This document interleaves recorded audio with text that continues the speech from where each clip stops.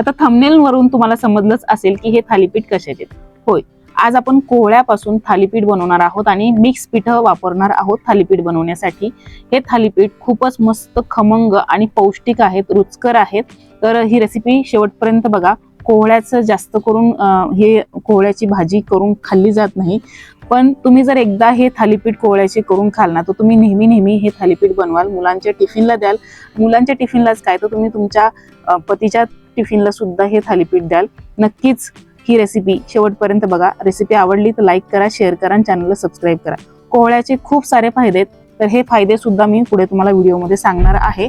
तर व्हिडिओ शेवटपर्यंत नक्की बघा. व्हिडिओ आवडल्यास लाईक करा, शेअर करा आणि चॅनलला सबस्क्राईब केलं नसेल सबस्क्राईब जरूर करा. तर इथे बघा, मी हा कोहळा घेतलाय, अर्ध्यातला सुद्धा निम्मा भाग घेतलेला आहे आणि याचं साल काढून घेतले, बी सुद्धा काढून घेतले. आणि आता हा कोहळा एकतर खिसून घ्यायचा किंवा मग असं चॉपरमध्ये बारीक करून घ्यायचा. जर चॉपर नसेल तर तुम्ही खिसणीने खिसून घेऊ शकता. तर अशा पद्धतीने आपल्याला हा कोहळा बारीक करायचा आहे. कोहळ्यामध्ये पाण्याचं प्रमाण जास्त असतं आणि कोहळ्यामध्ये विटॅमिन ए सुद्धा जास्त प्रमाणात असतं. विटॅमिन सी सुद्धा तुम्हाला या कोहळ्यापासून मिळतं. फायबर, पोटॅशियम आणि अँटीऑक्सिडंटचं प्रमाण भरपूर प्रमाणामध्ये यामध्ये असतं.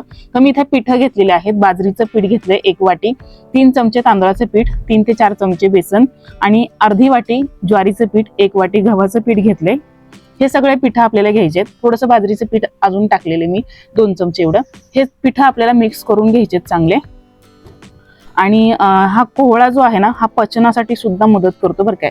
यामध्ये आपण पांढरे तीळ घातलेत, जिरं घातलेले आहेत, अर्धा चमचा जिरं, पांढरे तीळ 1 चमचा घातलेत, बारीक चिरलेली कोथिंबीर घालायची आहे. साईड बाय साईड मी तुम्हाला आहे ना या कोहळ्याचे फायदे सुद्धा सांगते आणि रेसिपी सुद्धा सांगतेय. तर बारीक चिरलेला कांदा घालायचा आहे आणि कोहळा आपण जो चॉपरमध्ये बारीक केलेला होता तो घालायचा आहे. तर कोहळा घालत असताना आहे ना, थोडं आपल्याला कमी कमी घालायचं, म्हणजे जसं जसं लागेल तसं तसं पिठाला घालायचंय. जास्त एकदाच सगळा कोहळा घालायचा नाही, कारण आपलं पीठ पातळ होऊ शकतं. कारण आपल्याला यामध्ये पाणी जास्त करून घालायचं नाही, लागलं तरच पाणी घालणार आहोत. चवीनुसार मीठ घातले, म्हणजे 1 चमचा एवढं मीठ घातलेलं आहे. हळद पावडर आपण अर्धा चमचा घातली आहे. 1 चमचा धने जिरे पूड घातलेली आहे. अर्धा चमचा लाल मिरची पावडर घातली आहे. आणि आता यामध्ये लसूण आणि मिरची ठेचलेली घातली आहे. तर 4 ते 5 हिरव्या मिरच्या आणि 1 लसणाची पूर्ण मोठी अशी गड्डी घेतली आणि ती ठेचून आपण यामध्ये लसूण मिरचीचा हा ठेचा घातलाय. आणि आता आपण यामध्ये थोडेसे पांढरे तीळ सुद्धा घातलेले आहेत. पांढरे तीळ थोडेसे जास्त घातले की चव छान येते, खमंग होतात. आणि हे सगळं आपल्याला मिक्स करून घ्यायचे. पाणी आपल्याला सुरुवातीला बिलकुल घालायचं नाहीये.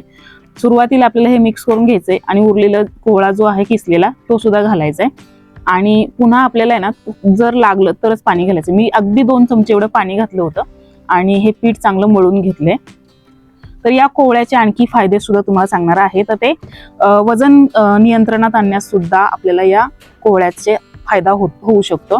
आणि या कोहळ्यामध्ये कॅलरीज कमी प्रमाणामध्ये असतात आणि फायबर आपल्याला जास्त प्रमाणामध्ये या कोहळ्यापासून मिळतात. डोळ्यांसाठी सुद्धा हा कोहळा खूप उपयुक्त आहे. तर आता आपण पीठ मळून घेतलंय आणि याचा असा गोळा करून घेतलाय आणि रुमालावरती आपल्याला हे थालीपीठ थापून घ्यायचे. तर रुमाल ओला करून आपल्याला पाणी मारायचंय रुमालावर आणि मग आपल्याला हे थालीपीठ थापून घ्यायचे. तर असं तुम्ही तुमच्या म्हणजे आवडीनुसार तुम्ही आकार या थालीपीठाचा ठेवू शकता. तर असं मी थालीपीठ एवढ्या आकाराचं केलेलं आहे. थापून घ्यायचं आपल्याला चांगलं थालीपीठ आणि याला आपल्याला होल करायचे. तर असे होल केल्यामुळे ना थालीपीठ फुगत नाहीत आणि व्यवस्थित भाजले जातात सगळीकडनं. आपल्याला तेल सुद्धा सोडता येते यामधून. तर तवा तापलेला आहे, तव्यावरती मी थोडंसं पाणी मारले, थोडंसं तेल घालायचं तव्यावर आणि पसरवून घ्यायचे.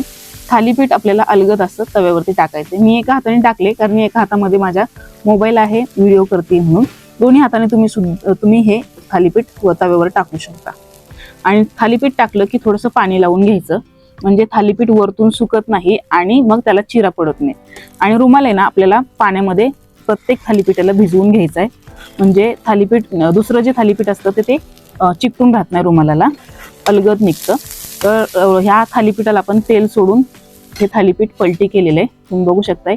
लो टू मीडियम फ्लेमवरती आपल्याला हे थालीपीठ भाजून घ्यायचंय आणि तेल सुद्धा आपल्याला लावायचे. तेलाच्या ऐवजी तुम्ही तुपाचा वापर करू शकता किंवा मग बटर सुद्धा वापरू शकता. तर तुम्ही बघू शकताय दोन्ही बाजूनी मी हे थालीपीठ भाजून घेतेय. मीडियम टू लो फ्लेमवरती आपण हे भाजणार आहोत. आणि अशाच पद्धतीने आपल्याला बाकीचे सुद्धा थालीपीठ सगळे करून घ्यायचे आहेत. तर या थालीपीठाचे, या कोहळ्याचे खूप सारे फायदे आहेत. व्हिटॅमिन सी आपल्याला या कोहळ्यापासून मिळतं. तर आणि यामध्ये पाण्याचं प्रमाण सुद्धा जास्त प्रमाणामध्ये असतं, त्यामुळे आपल्याला पोषण मिळवून देण्यासही कोहळा मदत करतो. तर आपलं थालीपीठ बनवून तयार झाले.